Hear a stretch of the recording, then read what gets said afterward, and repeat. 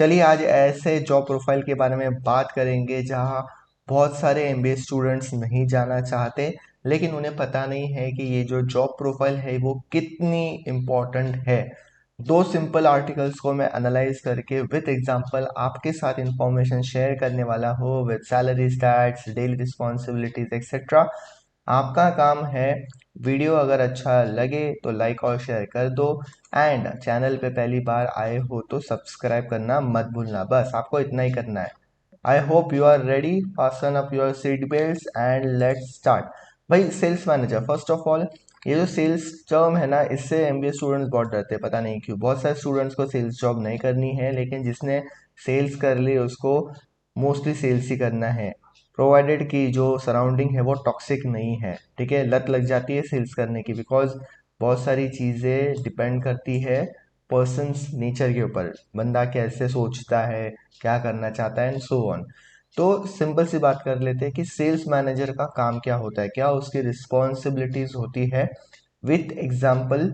And FMCG का example मैं आपके साथ शेयर करने वाला हूँ, सो आप रिलेट कर पाओगे। First of all, setting sales goals and quotas. भाई बहुत सिंपल सी चीज़ है कि अगर आप सेल्स कर रहे हो तो आपको गोल सेट करने होंगे कि आपका ईयरली टारगेट क्या होगा।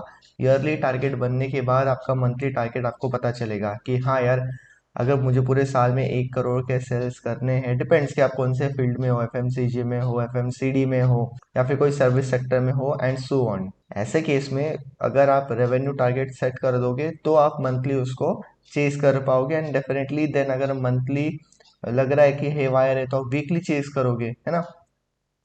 सेल्स मैनेजर इंडिविजुअल हो सकता है या फिर उसके पास कोई एक डेडिकेटेड टीम हो सकती है, इट डिपेंड्स। ये ऑर्गेनाइजेशन टू ऑर्गेनाइजेशन चेंज होता है। ठीक है, सेल्स मैनेजर के पास 7-8 लोगों की नॉर्मली टीम होती है जिनको वो लीड करता है, वो सेल्स एग्जीक्यूटिव होते हैं। Okay, build effective and marketable sales strategies बहुत ही बेसिक है कि हाँ भाई, आपको मार्केटिंग स्ट्रेटेजीज ऐसी बनानी है कि आपका जो प्रोडक्ट है या फिर सर्विस है वो ज़्यादा बिके। ओके, तो ये स्ट्रैटेजी कुछ भी हो सकती है यार। एक बेसिक चीज़ कि आपने एफएमसीजी में हो, अगर किराना दुकान के बाहर आपके प्रोडक्ट का बैनर लगा दिया, बहुत ही बेसिक चीज़ है ना। Analysing customer data to build projections for increasing sales. जो डेटा अपने पास ऑलरेडी है, जो कस्टमर्स ने आपके पास से प्रोडक्ट लिया है, वो समझो एंड फिर प्रोजेक्ट करो। Project in the sense future में क्या हो सकता है, वो एक प्रोजेक्शन लेके चलो सो दैट इंक्रीज कर पाओ अपना सेल्स। ये कस्टमर्स कोई भी हो सकते हैं। ये कस्टमर्स अपने अगर आप एफएमसीजी में होता, वो जो दुकानदार होते हैं जनरल ट्रेड में वो हो सकते हैं, या फिर आपके बड़े बड़े वेंडर्स हो सकते हैं कोई और बिजनेस में। ठीक है, सो इट डिपेंड्स। अगर आपका खुद का कोई शॉप है, आइसक्रीम शॉप है, तो आपको पता है कि कस्टमर्स कैसे आते हैं, उनका माइंडसेट क्या होता है, उनको कौन सा प्रोडक्ट पर्टिकुलरली चाहिए होता है and so on. Assigning sales territories to the team member. अगर आपके पास 7-8 लोगों की टीम है, अगर आपके पास कोई पर्टिकुलर एरिया दिया गया है, फॉर एग्जांपल बैंड्रा, तो बैंड्रा ईस्ट वेस्ट है, तो अकॉर्डिंगली आप अपने टीम को डिवाइड कर सकते हो सो दैट जितने भी आपके कस्टमर्स है, शॉप से जो भी है, उनको आप कोप अप कर पाओ। ठीक है, सबके पास अपना टीम जाना चाहिए for requirement. Providing training and mentorship to the team, इसमें मोटिवेशन भी ऐड करना है। ये तो मतलब ऐसी चीज़ है कि इसको अवॉइड ही नहीं कर सकते, providing training and mentorship to the team. हर बार ऐसा नहीं होगा कि बिकेगा, है ना। सेल्स में ऐसा नहीं होता कि हर बार बिकेगा, लेकिन ऐसा नहीं कि फिर टीम मोटिवेशन डाउन होना चाहिए या फिर उनको पता नहीं चीज़ें, FAQs नहीं पता। तो भाई ट्रेनिंग बहुत ही इंपॉर्टेंट है। ट्रेनिंग एंड मेंटरशिप ये रेगुलर बेसिस पे चलती है, भी बहुत सारी जगह पे वीक ऑन वीक बेसिस पे भी चलती है, बिकॉज वीकली रिव्यू मीटिंग्स होती है ना। Preparing budget and allotting funds as required for different task. अगर आपने कुछ मार्केटिंग एक्टिविटीज़ को प्लान किया है तो उसके लिए फंड्स अलॉट करना। जैसे मैंने एक एग्जांपल दिया था, एक सिंपल सा आपने बैनर लगा दिया आउट ऑफ किराना शॉप।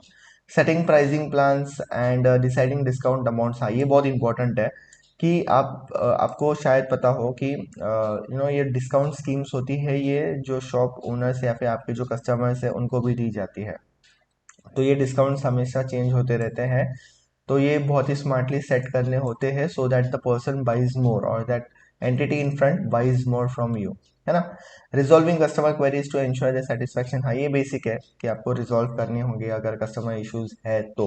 मैंने कहा था कि सेल्स मैनेजर इंडिविजुअल हो सकता है या फिर उसके पास टीम हो सकती है। अगर इंडिविजुअल लेवल पे है तो B2C में आएगा, अगर उसके पास टीम है तो definitely they are catering to different entities in the market, है ना।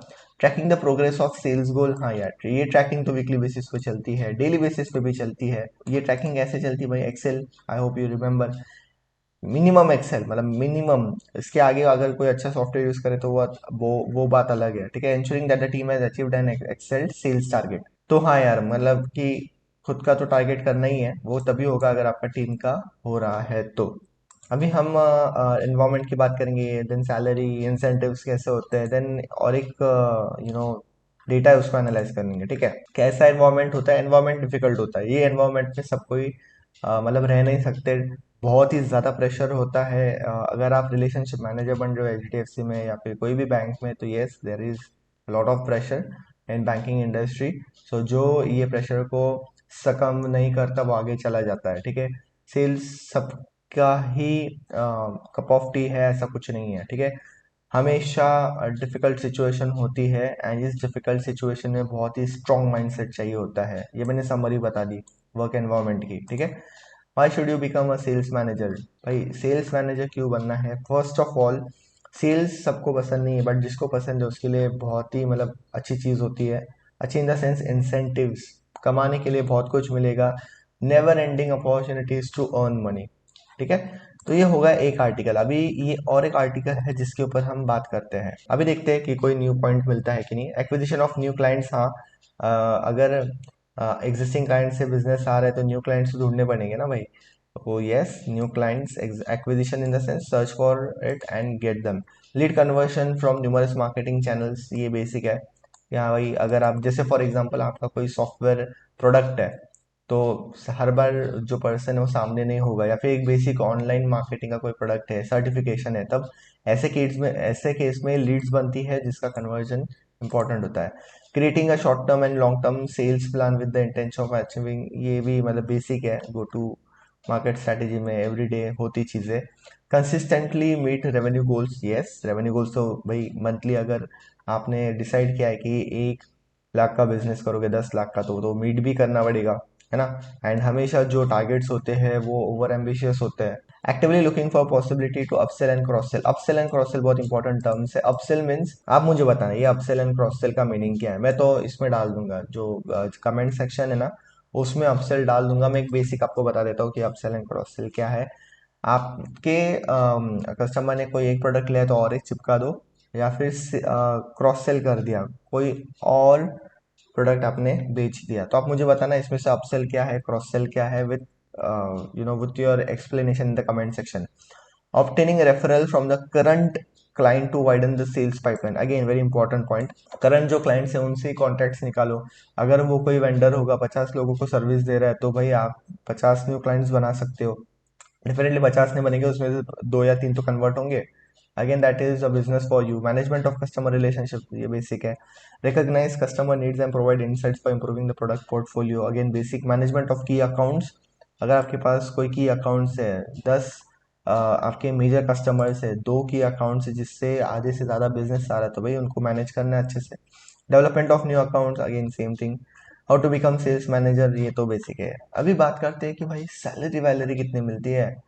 अगर आपको सेल्स मैनेजर बनना है तो क्या करना होगा, MBA की डिग्री बिल्कुल भी ज़रूरी नहीं है। सेल्स मैनेजर इज समथिंग कि आप सेल्स एग्जीक्यूटिव बन गए ना, तो भी आप आराम से सेल्स मैनेजर बन जाओगे, फिर एरिया सेल्स मैनेजर बन जाओगे। एरिया सेल्स मैनेजर जब आप बनते हो तो आपके अंडर सेल्स मैनेजर्स होते हैं, उनके पास 7-8 लोगों की टीम होती है मिनिमम, डिपेंड्स कौन सा बिजनेस है।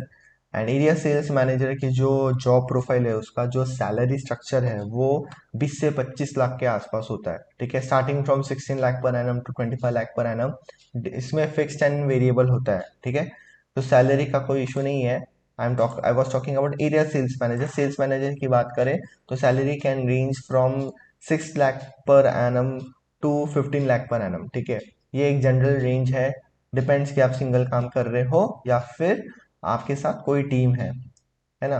अगर आप सिंगल काम कर रहे हो तो it can be 6 lakh per annum as well, या फिर 5 लाख पर एनम, बट इसमें इंसेंटिव अलग होगा।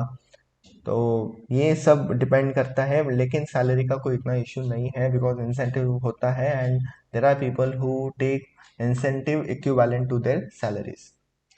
तो I hope this is very clear. Sales manager हो, एरिया सेल्स मैनेजर हो, सेल्स एग्जीक्यूटिव हो, सेल्स ऑफिसर हो, सिमिलर जॉब रोल है। रिस्पॉन्सिबिलिटीज बढ़ती जाती है एंड एज वेल एज जो आपका सैलरी है वो बढ़ते जाएगा। सेल्स कर लिया तो भाई आप वो ऑर्गेनाइजेशन के सबसे इंपॉर्टेंट पार्ट हो, बिकॉज सेल्स नहीं आएगा तो सैलरीज कैसे पे ऑफ होगी, है ना। सेल्स वेरी इंपॉर्टेंट एस्पेक्ट होता है भाई कोई भी ऑर्गेनाइजेशन के लिए। So that's it in this video, I hope you like it. मैंने रियल टाइम एग्जांपल्स आपके साथ दिए हैं एंड ऐसे ही वीडियोस के लिए क्या करना है, सब्सक्राइब, एंड आप मुझे बताना कि आगे कौन सा जॉब रोल डिस्क्राइब करना चाहिए मैंने, या फिर प्रॉपर्ली डिस्कस करना चाहिए। Thanks a lot for watching, stay connected and always keep that smile up.